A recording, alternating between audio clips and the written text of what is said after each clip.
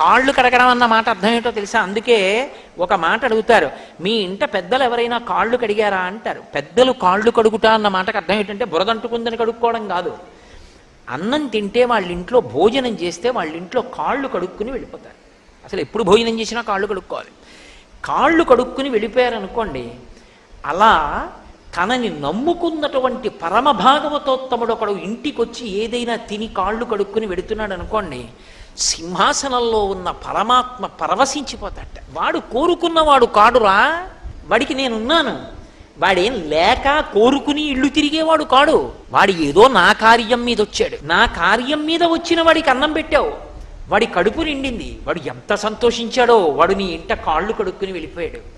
వాడు కాళ్ళు కడుక్కుని వాడు బ్రేవుమని తేనిస్తే, రామాయణంలో చెప్తారు, వాడు బ్రేవుమని తేనిస్తే దేవతలందరూ కూడా పరిపుష్టి కలగాలి ఇంటికని ఆశీర్వచనం చేస్తారు.